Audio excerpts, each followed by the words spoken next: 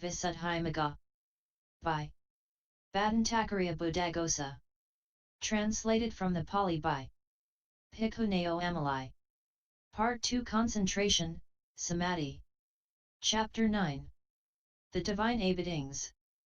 Brahmaviharanidasa. 1. Loving kindness. 1-295. The four divine abidings were mentioned next to the recollections as meditation subjects. 3.105. They are loving kindness, compassion, gladness and equanimity. A meditator, who wants to develop firstly loving kindness among these, if he is a beginner, should sever the impediments and learn the meditation subject. Then, when he has done the work connected with the meal and got rid of any dizziness due to it, he should seat himself comfortably on a well-prepared seat in a secluded place. To start with, he should review the danger in hate and the advantage in patience. 2. Why?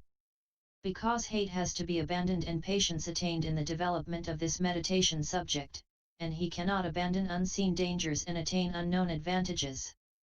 Now, the danger in hate should be seen in accordance with such suttas as this: friends, when a man hates, is a prey to hate and his mind is obsessed by hate, he kills living things, and AI 216.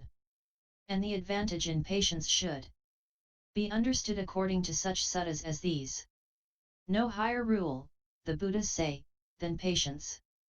And no nibbana higher than forbearance, D 249, DHP 184, patience in force, in strong array. 'Tis him I call a Brahmin, DHP 399. No greater thing exists than patience, SI 222. 3. Thereupon he should embark upon the development of loving kindness for the purpose of secluding the mind from hate seen as a danger and introducing it to patience known as an advantage. But when he begins, he must know that some persons are of the wrong sort at the very beginning and that loving kindness should be developed towards certain kinds of persons and not towards certain other kinds at first. 296.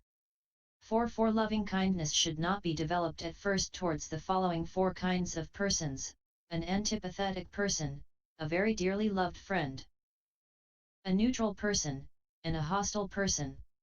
Also it should not be developed specifically, c. 49, towards the opposite sex, or towards a dead person. 5. What is the reason why it should not be developed at first towards an antipathetic person and the others?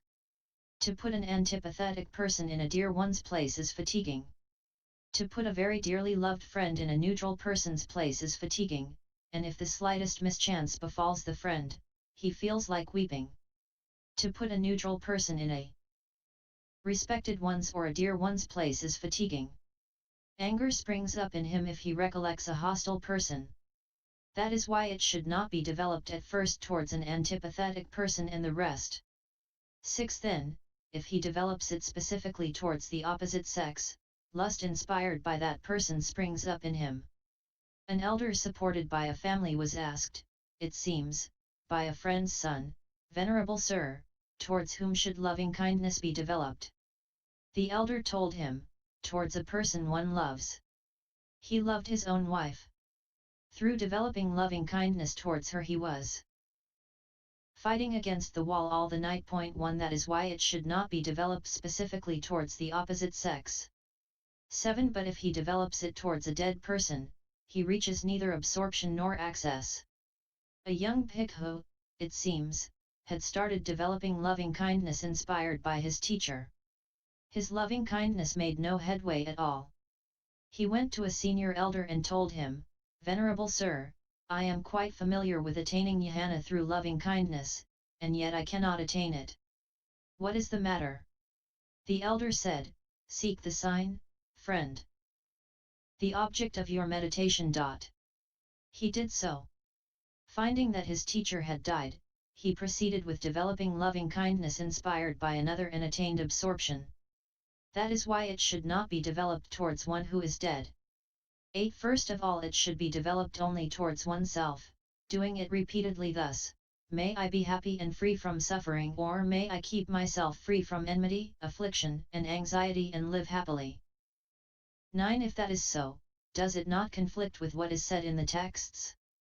For there is no mention of any development of it towards oneself in what is said in the Vibhoga, and how does a bhikkhu dwell pervading one direction with his heart filled with loving kindness? Just as he would feel loving kindness on seeing a dearly loved person, so he pervades all beings with loving kindness, Vibhite 272, and in what is said in the Pisamhita, in what 5 ways is the mind deliverance of loving kindness practiced with unspecified pervasion? May all beings be free from enmity, affliction and anxiety and live happily. May all breathing things. 297, all who are born, all persons, all those who have a personality be free from enmity, affliction and anxiety and live happily, Pais 130, and in what is said in the Metta Sutta, in joy and safety may all beings be joyful at heart, SN 145. Does it not conflict with those texts? 10. It does not conflict. Why not? Because that refers to absorption. But this initial development towards oneself refers to making oneself an example. For even if he developed loving kindness for 100 or 1,000 years in this way, I am happy and so on, absorption would never arise. But if he develops it in this way, I am happy. Just as I want to be happy and dread pain, as I want to live and not to die, so do other beings, too, making himself the example, then desire for other beings' welfare and happiness arises in him. And this method is indicated by the Blessed One saying, I visited all quarters with my mind nor found I any dearer than myself, self is likewise to every other dear. Who loves himself will never harm another, SI 75, UD 47. 11. So he should first, as example, pervade himself with loving kindness. Next after that, in order to proceed easily, he can recollect such gifts to kind words, etc., as inspire love and endearment, such virtue, learning, etc., as inspire respect and reverence met within a teacher or his equivalent or a preceptor or his equivalent, developing loving kindness towards him in the way beginning, may this good man be happy and free from suffering. With such a person, of course, he attains absorption. 12. But if this bhikkhu does not rest content with just that much and wants to break down the barriers, he should next, after that, develop loving kindness towards a very dearly loved friend, then towards a neutral person as a very dearly loved friend, then towards a hostile person as neutral. And while he does so, he should make his mind malleable and wieldy in each instance before passing on to the next. 13. But if he has no enemy, or he is of the type of a great man who does not perceive another as an enemy even when the other does him harm, he should not interest himself as follows, now that my consciousness of loving kindness has become wieldy towards a neutral person, I shall apply it to a hostile one. 298. Rather it was about one who actually has an enemy that it was said above that he should develop loving kindness towards a hostile person as neutral. Getting rid of resentment. 14. If resentment arises in him when he applies his mind to a hostile person because he remembers wrongs done by that person, he should get rid of the resentment by entering repeatedly into loving kindness jhana towards any of the first mentioned persons and then, after he has emerged each time, directing loving kindness towards that person. 15. But if it does not die out in spite of his efforts, then, let him reflect upon the saw with other figures of such kind. And strive repeatedly, to leave resentment far behind. He should admonish himself in this way, now, you who get angry, has not the Blessed One said this, Bhikkhus, even if bandits brutally severed limb from limb with a two-handled saw, he who entertained hate in his heart on that account would not be one who carried out my teaching.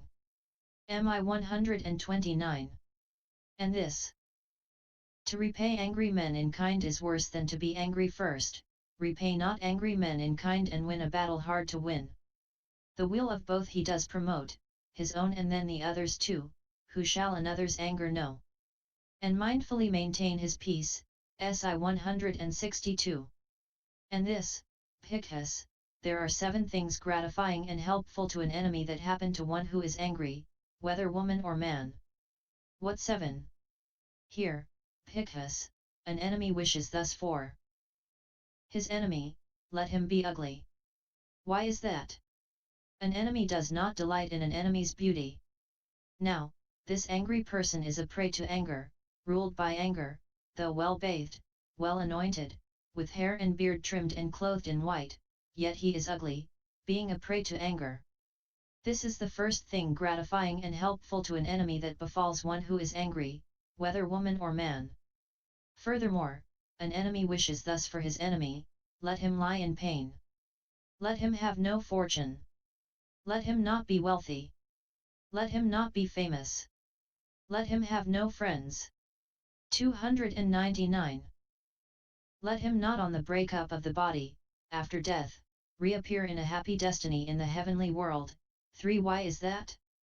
An enemy does not delight in an enemy's going to a happy destiny. Now, this angry person is a prey to anger, ruled by anger, he misconducts himself in body, speech, and mind. Misconducting himself thus in body, speech, and mind, on the breakup of the body, after death, he reappears in a state of loss, in an unhappy destiny, in perdition, in hell, being a prey to anger. A494. And this, as a log from a pyre, burnt at both ends and fouled in the middle, serves neither for timber in the village nor for timber in the forest, so is such a person as this, I say. A295, It 90. If you are angry now, you will be one who does not carry out the Blessed One's teaching. By repaying an angry man in kind you will be worse than the angry man and not win the battle hard to win. You will yourself do to yourself the things that help your enemy, and you will be like a pyre log. Source untraced. 16. If his resentment subsides when he strives and makes effort in this way, it is good. If not, then he should remove irritation by remembering some controlled and purified state in that person, which inspires confidence when remembered. 17. For one person may be controlled in his bodily behavior with his control in doing an extensive course of duty known to all, though his verbal and mental behavior are not controlled. Then the latter should be ignored and the control in his bodily behavior remembered. 18. Another may be controlled in his verbal behavior, and his control known to all. He may naturally be clever at welcoming kindly, easy to talk with, congenial, open-countenanced, deferential in speech, and he may expound the Dhamma with a sweet voice and give explanations of Dhamma with well-rounded phrases and details, though his bodily and mental behavior are not controlled. Then the latter should be ignored and the control in his verbal behavior remembered. 19. Another may be controlled in his mental behavior, and his control in worshipping at shrines, etc., evident to all. For when one who is uncontrolled in mind pays homage at a shrine or at an enlightenment tree or to elders, he does not do it carefully. 300. And he sits in the Dhamma preaching pavilion with mind astray or nodding, while one whose mind is controlled pays homage carefully and deliberately, listens to the Dhamma attentively, remembering it, and evincing the confidence in his mind through his body or his speech. So another may be only controlled in his mental behavior, though his bodily and verbal behavior are not controlled. Then the latter should be ignored and the control in his mental behavior remembered. 20. But there may be another in whom not even one of these three things is controlled. Then compassion for that person should be aroused thus, though he is going about in the human world now, nevertheless after a certain number of days he will find himself in one of the 8 great hells or the 16 prominent hells. 4. For irritation subsides too through compassion. In yet another all three may be controlled. Then he can remember any of the three in that person, whichever he likes, for the development of loving kindness towards such a person is easy. 21. And in order to make the meaning of this clear, the following sutta from the Book of Fives should be cited in full. Bhikkhus, there are 5 ways of dispelling annoyance whereby annoyance arisen in a bhikkhu can be entirely dispelled. A3 186-90. 22. But if irritation still arises in him in spite of his efforts, then he should admonish himself thus. Suppose an enemy has hurt you now in what is his domain, why try yourself as well to hurt your mind, that is not his domain. In tears you left your family. They had been kind and helpful too. So why not leave your enemy? The anger that brings harm to you? This anger that you entertain is gnawing at the very roots of all the virtues that you guard. Who is there such a fool as you? Another does ignoble deeds. So you are angry, how is this? Do you then want to copy too the sort of acts that he commits? Suppose another, to annoy, provokes you with some odious act, why suffer anger to spring up, and do as he would have you do? If you get angry, then maybe you make him suffer, maybe not. Though with the hurt that anger brings, you certainly are punished now. If anger blinded enemies set out to tread the path of woe,